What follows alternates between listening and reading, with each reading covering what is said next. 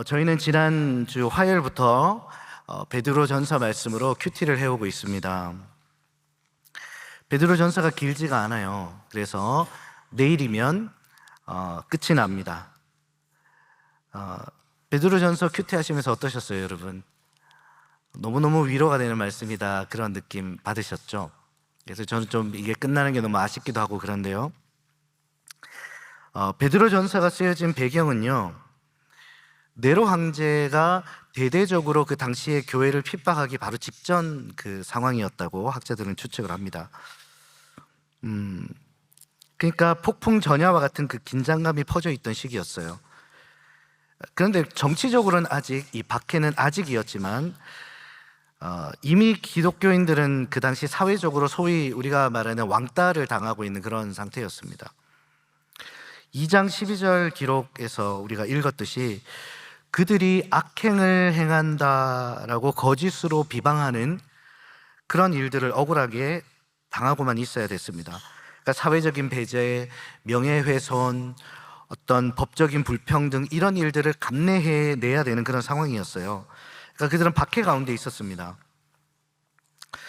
베드로는 이 편지에서 이 모든 고난을 불시험이다, 그렇게 표현하면서도 오히려 그러나 그리스도로 인해 받는 이 시험을, 이 고난을 기뻐해라, 이렇게 이야기하고 있습니다.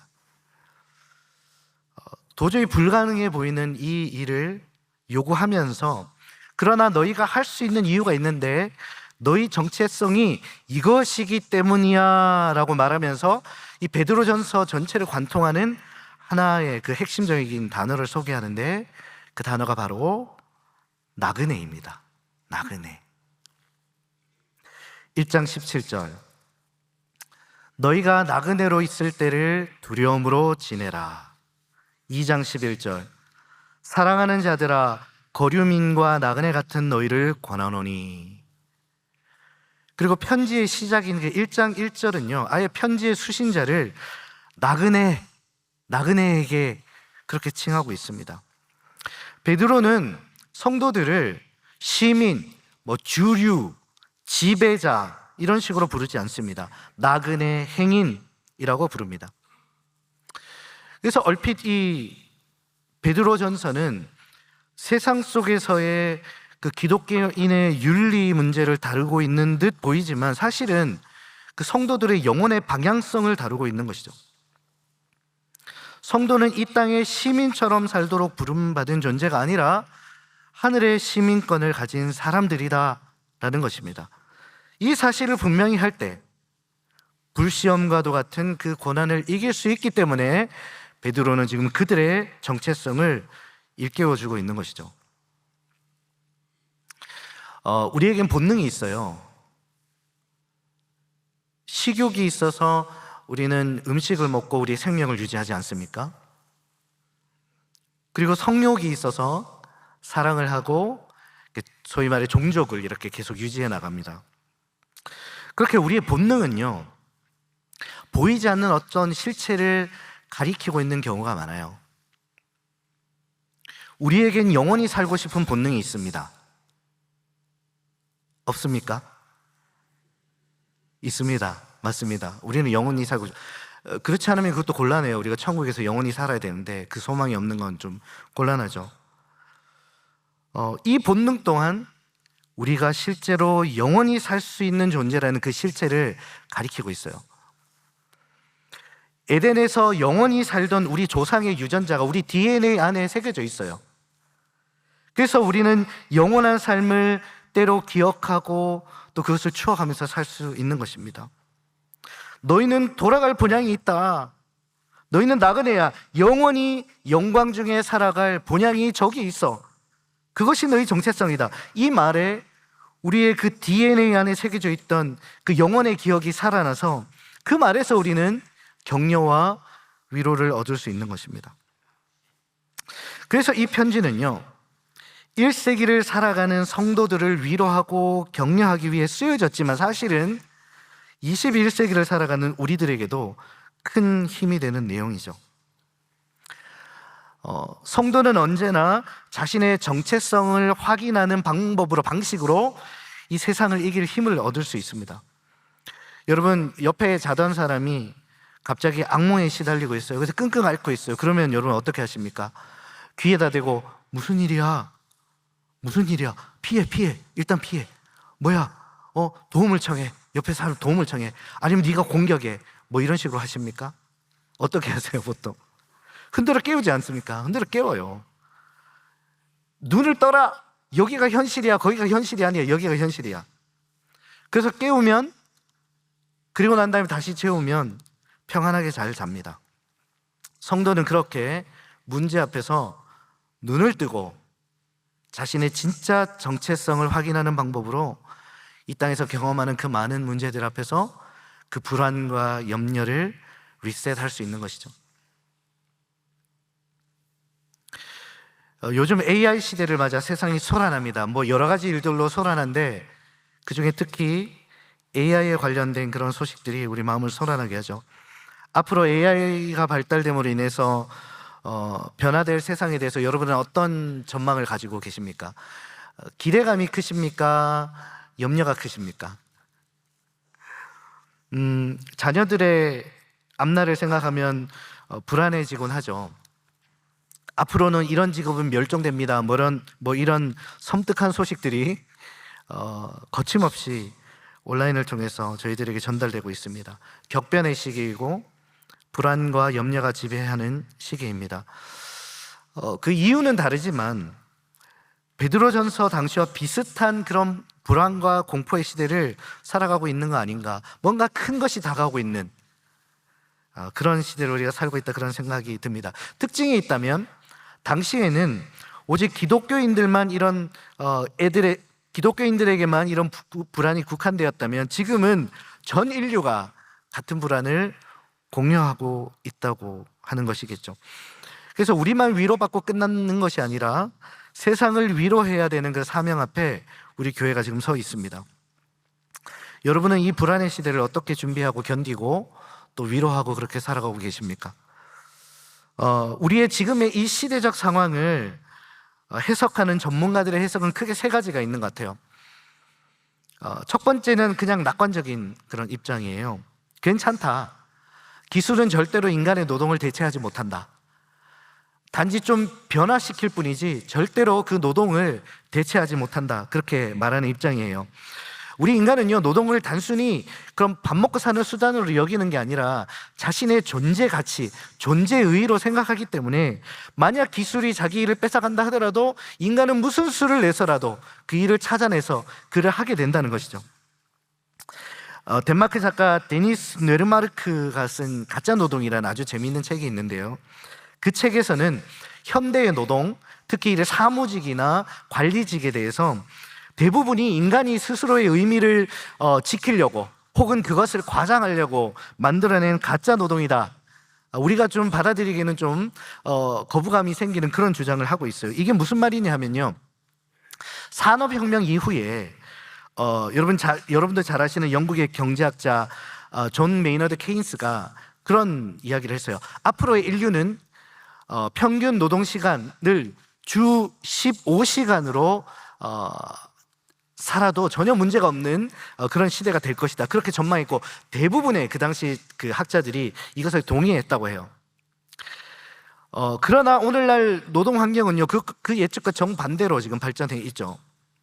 그 이유는 인간이 안 해도 되는 일, 할 필요가 없는 일, 없어도 되는 일을 만들어내어서 그렇게 해서라도 자신의 존재감을 지키려는 그 인간의 본능이 이런 노동의 환경을 만들었다고 그렇게 주장을 합니다. 그래서 이 본능이, 인간의 이 본능이 이번에도 작용할 것이기 때문에 우리는 걱정할 필요가 없다, 그렇게 주장하는 입장입니다. 두 번째 입장은요, 결국에는 AI 기술이 노동을 대체하게 될 것이다, 그렇게 이야기해요. 그래서 인류는 나라에서 배급하는 그 기본소득으로 살게 될 거다. 다소 우리가 듣기에 비관적인 그런 전망을 내놓는 입장입니다. 송기령 작가의 경량문명의 탄생이라는 책이 너무 재미있는 책이 있는데 이분은 아예 대놓고 말해요. 버티지 마십시오, 여러분. 그냥 받아들이십시오. 그러니까 AI로 인해서 일어날 그 모든 변화에 대해서 여러분 받아들여야 됩니다. 그렇게 이야기하고 있는 거예요. 그러면서 강조하고 있는 것은 AI를 최대한 여러분 공부하셔야 됩니다. 익히셔야 됩니다. 그래서 나 개인의 능력을 최대한으로 증강시켜야 됩니다. 이렇게 주장해요. 앞으로의 세상은요, 기업을 능가하는 그런 어떤 증강된 핵개인이 주도하는 그런 세상이 될 거라 그렇게 전망합니다. 그래서 열심히 우리가 AI 공부하고 익혀서 미래의 기본소득에 의존해서 사는 인생이 아니라 정말 기업을 능가하는 그런 슈퍼개인으로 우리는 살아야 됩니다. 그렇게 이야기를 해요.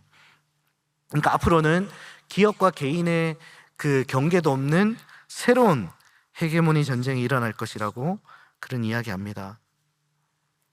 결국에 이 두 입장 모두 정도의 차이만 있을 뿐 우리에게 불어닥칠 그 변화에 대해서 대비해야 된다. 이렇게 우리에게 조언을 하고 있는 것이죠. 그런데 항상 이런 격변의 시기에는 변화에 순응하지 못하는 사람들이 있죠.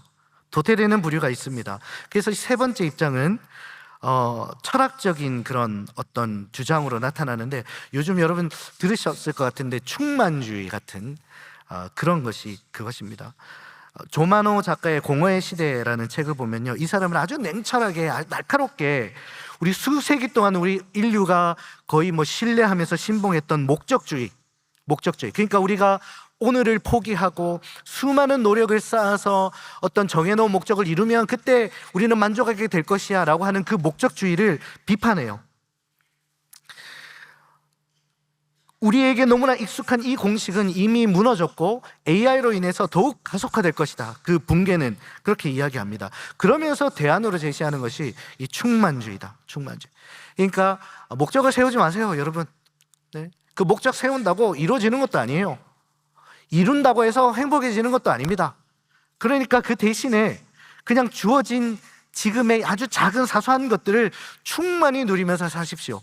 이것이 충만주의예요. 이런 것들이 요즘 스물스물 드러나고 있습니다. 그러니까 커피를 마셔도요, 그 대충 후루룩 급하게 마시지 말고 그 커피의 그 맛, 그 쓴맛 뒤에 또 숨겨져 있는 여러 가지 다양한 맛을 즐기면서 또 그 커피의 향과 그 커피잔의 그 촉감과 그 커피를 마시고 있는 그 공간의 그 공기와 이런 그런 거 있잖아요. 분위기, 이런 것들, 색깔, 이런 걸 충분히 느끼면서 마십시오. 이런 거예요.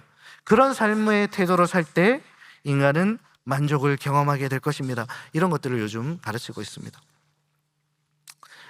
그러나 어림없죠.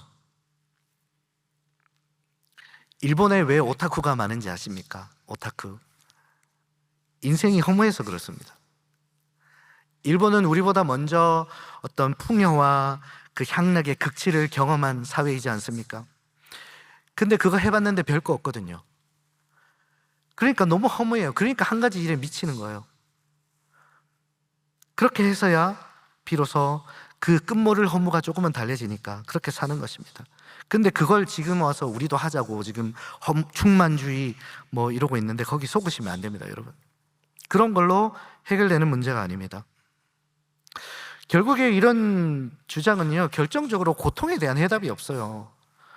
지금 당장이라도 숨이 막혀 죽을 것 같은 사람에게 지금의 이 순간을 충만히 누리십시오. 이게 무슨 말입니까? 이게 말이 됩니까? 백약이 무효다라고 그 이야기를 들은 사람에게 지금의 인생을 누리세요. 이게 무슨 말입니까? 이게.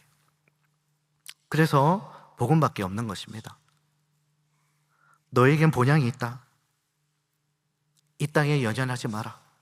그 영원한 너희 본향을 바라며 살아라. 그거밖에 없는 것입니다.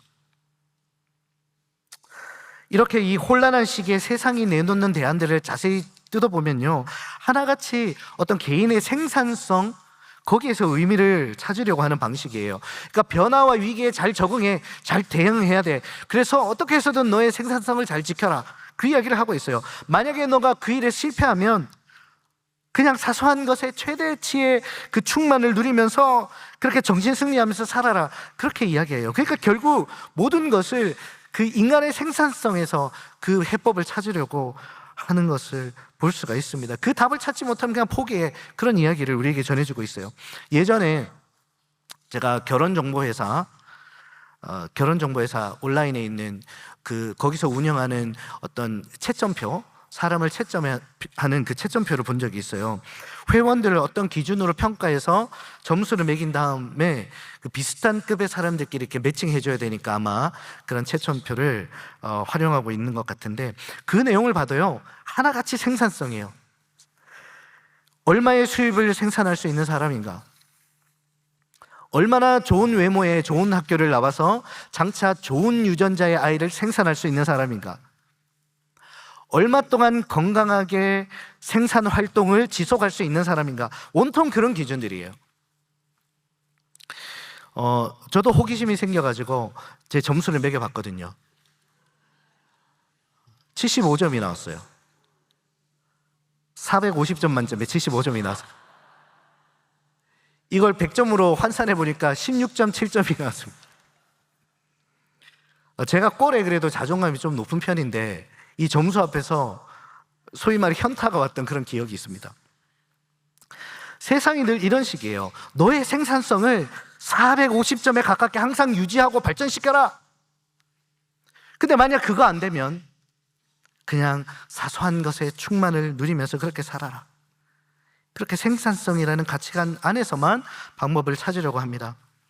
그러나 오늘 우리가 보고 있는 이 베드로가 보낸 이 편지는 우리에게 전혀 다른 대안을 주고 있죠. 너희는 나그네야. 이 세상에 속한 사람이 아니야. 이 세상의 기준, 생산성이라는 기준으로 평가할 수 있는 존재가 아니야. 너희는 저기 저 본향에 속한 존재야. 택한 족속이고 왕같은 제사장이다. 너희의 존재 가치는 이 땅에서 주어지는 게 아니라 저 위로부터 주어지는 것이다. 이것이 이 혼란한 시기를 살아가는 나 스스로를 위로하고 또 세상을 위로할 수 있는 교회가 제시해야 될 대안이라고 저는 믿습니다. 이를 위해서 베드로전서는 마지막 장인 오늘 이 5장에서 교회 리더들에게 당부하고 있어요.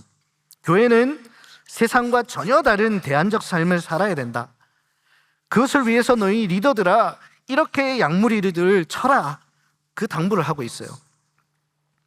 2절, 너희 중에 있는 하나님의 약물이를 치되 억지로 하지 말고 하나님의 뜻을 따라 자원함으로 하며 더러운 이득을 위하여 하지 말고 기꺼이 하라.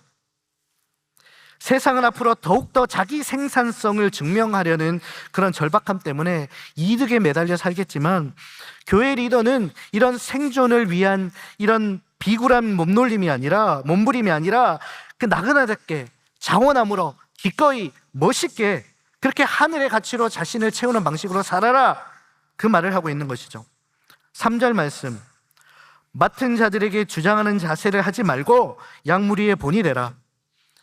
앞으로 세상은 서로의 우위를 점하려는 그 헤게모니 싸움으로 더욱더 어지러워지겠지만 너희는 자기를 주장하는 자세가 아니라 하늘에 속한 그 거룩한 백성다운 희생과 양보로 그 삶을 본으로 보이라. 그 말을 하고 있는 것이죠. 5절, 다 서로 겸손으로 허리를 동이라. 핵개인의 시대에서 나 혼자 어떻게든 살아남아 보겠다고 이 세상은 아둥바둥할 때 교회는 서로가 서로에게 종이 되어서 서로의 그 필요를 채워주는 그런 겸손한 연대를 이루어라. 그 말씀을 하고 있는 것입니다. 6절, 그러므로 하나님의 능하신 손 아래에서 겸손하라. 때가 되면 너희를 높이시리라. 지금 당장에 내 감각을 충만하게 채우라고 말하는 이 세상의 유혹에 속지 말고 하나님의 정하신 때를 기다리면서 최종적으로 주어질 그 영광의 면류관을 바라보면서 인내하며 살아라. 그렇게 말씀하고 있는 것입니다. 이렇게 세상이 말하는 것과 전혀 다른 삶의 방식으로 이 혼란한 세상 가운데 복음적 대안을 제시하라. 그렇게 21세기를 살아가는 우리를 향해 사도 베드로가 권면하고 있습니다. 자꾸 나그네, 본향 이렇게 이야기하니까 좀 이 성경 말씀이 현실은 도외시하고 자꾸 뜬구름 잡는 이야기만 하는 거 아닌가 이렇게 느낄 수도 있을 것 같은데 사실은 그렇지 않죠. 이 가르침은 오히려 우리가 현실을 충실히 사는 진짜 지혜로운 방법이기도 합니다. 우리가 세상에 연연하지 않으니까 조급하면서 자유로워질 수 있지 않습니까? 세상의 방법으로 자기를 증명할 필요가 없으니까 덜 자기중심적이 돼요. 그래서 우리는 겸손해질 수 있습니다. 더 이상 이 땅에서의 실패가 치명적이지 않으니까 우리는 두려움에서 자유로울 수가 있습니다. 이 땅의 보상이라고 하는 그 계산에서 자유로워지니까 우리는 사람들을 더 사랑할 수 있게 돼요. 그런 여유가 생깁니다. 고난조차도 그리스도의 고난에 참여하는 영광스러운 일이니까 고난이 더 이상 무의미하지 않아요. 고난이 저주가 아니에요. 그리고 대부분의 경우 이런 자세로 살아가는 사람들을 세상도 알아보고 그 사람을 좋아하고 그 사람을 높여줍니다. 그래서 베드로가 전하는 이 가르침은 현실 도피적인 종말론적인 가르침이 아니라 가장 현실적인 삶의 동력으로 우리가 신뢰하고 따를 수 있는 그런 진리의 말씀인 줄 믿습니다. 오늘 이 본문이 개개인에게 주어진 말씀이 아니라 공동체의 리더들에게 주어진 말씀이라는 점이 저는 중요한 의미를 가진다고 생각해요. 우리의 이 땅에서의 나그네 된 삶은 혼자 사는 것이 아니라는 거예요. 리더들의 그 보살핌 안에서 공동체적으로 사는 삶이다, 그것을 보여주고 있다고 생각합니다. 그래서 우리가 복음으로 살려면요, 교회 안으로 깊숙이 들어오셔야 되는 것입니다. 저기 어딘가 구석에서 앉아서 주일 예배만 딸랑 드리고 돌아가는 그런 생활으로서 어떻게 우리가 겸손하고 섬기고 본이 되고 순종하고 그런 공동체적인 성도의 삶을 살 수 있겠습니까? 같이 들어와서 함께 그리스도의 몸된 지체를 이루어야 되는 것이죠. 내일은 MOD 주일입니다. 여러분 알고 계시죠? 사인업 하시고 교회 안으로 깊숙이 들어오셔야 됩니다. 복음의 방식으로 살아가는 이 기쁨을 사역을 통해서 여러분들 경험하셔야 되는 것입니다. 교회가 여러분들 꼬셔가지고 막 이렇게 부려먹으려고 이런 거 하는 거 아니에요. MOD, 미니스트리 오퍼튜니티 데이 아닙니까? 오퍼튜니티, 기회를 드리는 거예요. 복음적인 삶을 살 수 있는 기회를 드리는 거예요. 이 기회를 여러분들 반드시 잡으셔야 되는 것입니다. 그리고 팀장님들은요, 우리 팀에 최대한 많은 사인업을 받아가지고 내 사역을 통해서 최대한으로 나의 생산성을 한번 내가 뽐내보겠다, 이런 마음으로 MOD에 임하시면 안 되는 것입니다. 소위 우리 본문에 의하면 그게 더러운 이익이죠. 그런 이익을 위해서 MOD에 임하시면 안 되는 것입니다. 힘든 시대를 살아가는 성도들과 서로 함께 의지하고 도와주고 힘이 되어서 우리가 속한 저 본향의 원리와 방법으로 그렇게 함께 살아가도록 격려하고 섬기는 마음으로 그렇게 성도님들을 초대하고 맞아드려야 되는 줄 믿습니다. 저희 교회는요, 여름만 되면 성도님들이 여행을 많이 떠나세요. 해외로 특히 많이 떠나세요. 저는 이 캘리포니아 교회가 다 그런 줄 알았는데 저희 교회만 그렇다는 걸 최근에 알았습니다. 그래서요, 저는요, 성도님들이 오셔가지고 요즘 먹고 살기 힘들어요, 이런 말 이제 안 믿으려고요. 그렇게 먹고 살기 힘든데 어떻게 그렇게 자주 나가십니까? 속지 않습니다 이제. 그런데 여행 가시면서 항상 이렇게 말씀하세요. 너무 그동안 힘들어가지고 제가 좀 푹 쉬고 오려고 갑니다. 충전해서 오겠습니다. 그렇게 말씀하시고 가세요. 그런데 분명히 돌아오기로 하신 그 주일에 예배 안 나오세요. 그래서 전화를 해요. 어떻게 되셨습니까? 하면 여행 다녀와서 너무 피곤해가지고 좀 푹 쉬고 난 다음에 다시 가겠습니다, 이렇게 말씀하세요. 푹 쉬기 위해서 떠난 여행에서 다녀와서 그것 때문에 또 푹 쉬어야 되면 그 여행은 왜 떠나는 것입니까? 결국 쉼은 우리 집에서 쉬는 것이죠. 아무리 좋은 여행지 다녀와도 집에 오면서 그러잖아요. 야, 집이다, 집이다. 역시 집이 최고다 아시면서 그렇게 잠시 다녀갈 여행지 호텔방에 막 벽에 페인트 칠하고 막 비싼 그림 사서 붙여놓고 막 카페트 갈고 이런 사람 없죠. 필요한 만큼 거기서 살고 팀 몇 분 남겨두고 미련 없이 우리는 떠납니다. 진짜 삶은 우리 본향에서 우리 집에서 사는 것입니다. 우리는 나그네입니다. 그렇다고 뭐 비루하고 빌어먹는 그런 나그네가 아니라 원래 신분은 하늘나라 왕 같은 제사장인데 이 땅에 서민 체험하려고 온 나그네들이에요. 아, 죄인들의 삶은 이런 거구나. 별거 없네, 별거 없네. 본향이 최고네. 아, 나를 저 본향에서 살게 해주신 우리 주님의 은혜가 너무 크다. 감사하다. 그거 깨닫고 오라고 주님이 우리를 이 땅에서 살게 하셨습니다.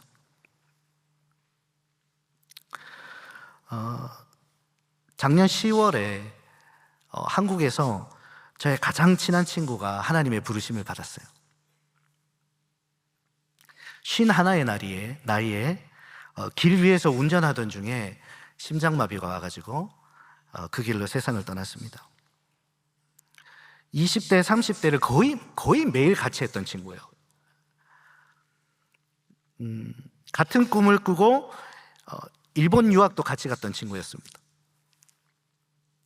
그 소식을 듣고 그러나 저는 뭐 신분상의 문제도 있고 해서 나갈 수가 없었어요. 나중에 다 정리가 되고 이제 친구 아내에게서 전화가 왔습니다. 친구 부부가 같이 그때 유학을 했거든요. 그래서 저희 3명이서 함께 유학하면서 각별하게 지냈던 사이였는데 전화기를 붙들고 둘이서 그냥 하염없이 그렇게 울었습니다. 오빠 인생이 뭐 이래요 이러면서 친구의 아내가 한참 동안 그렇게 울었어요. 그 뒤로 한참을 이야기하다가 제가 이런 이야기를 해줬어요. 혜진아, 우리가 같이 유학했던 그때가 23년 전이다. 이 이야기를 하니까 깜짝 놀라요. 그게 벌써 23년이나 됐냐고.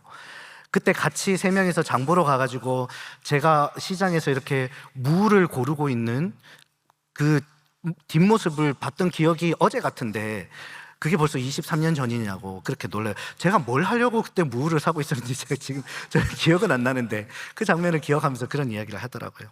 그래서 제가 그랬습니다. 그런데 그만큼만 더 지나면 우리도 노인이다. 지금 헤어져서 슬프지만 우리가 다시 만날 날이 그렇게 멀지도 않아. 그때 우리 다시 만났을 때 그 친구 멱살 잡고 왜 그렇게 빨리 떠났냐고 우리 좀 따지자고. 우리에게 이렇게 다시 만날 소망이 있는 게, 그 믿음이 있는 게 얼마나 다행이냐고 그 말을 해줬습니다. 그런데 이 말을 듣고 이 친구의 아내가 너무너무 위로를 받는 거예요. 고맙다고. 너무너무 위로가 된다고. 이제 갓 50에 남편을 잃은 그 한 여인도 평생의 친구를 하루아침에 잃고 찾아가 보지도 못하는 저도 우리에게 돌아갈 본향이 있다. 거기에서 반드시 만날, 보게 될 그 그리운 얼굴들이 있다. 그 이야기를 하는데 이 설명할 수 없는 위로와 격려를 경험했습니다. 그래서 그때 저는 확실하게 알았어요. 아, 이건 뜬구름 잡는 허황된 소리가 아니다. 이건 이 땅을 살아가는 우리 성도들에게 실제적이고 실존적인 그 힘과 능력이 되는 그런 진리다. 그것을 저는 깨달았어요. 여러분, 이 혼란한 시기에서 무엇이 여러분에게 평안을 줄 수 있습니까? 뭔가를 더 가지고 자기를 더 증명하는 방식으로 여러분은 평안을 얻을 수 있습니까? 절대 아닙니다. 절대. 천만에요. 그런 면에서는 충만주의가 하는 말이 일견 맞기도 해요. 여러분, 우리는 더 이상요 이런 목적주의가 약속하는 허황된 거짓에 속으면 안 됩니다. 우리는요 본향을 바라보는 사람들이에요. 이것보다 훨씬 좋은, 비교도 안 되는 영원히 살아갈 그 본향을 향해 살아가는 사람들입니다. 우리가 본향을 바라보고 본향을 그리고 본향의 방식으로 이 땅에서 살아갈 때 이 험한 세상에서 때때로 만나는 그 악몽 같은 상황도 넉넉히 이기는 그런 힘을, 평안을 누릴 수가 있는 것입니다. 1세기에서 보내온 이 베드로의 편지는 그렇게 21세기 이 혼란한 시대를 살아가는 우리를 위로하고 격려하고 있습니다. 그래서 이 말씀을 우리 가슴에 새겼으면 좋겠어요. 말씀 따라 말씀에 순종하고 말씀의 원리대로 살아서 거기서부터 오는 참 평안과 안식과 힘을 누리면서 살아가는 복된 저와 여러분의 인생 되시기를 예수님의 이름으로 축원합니다. 아멘.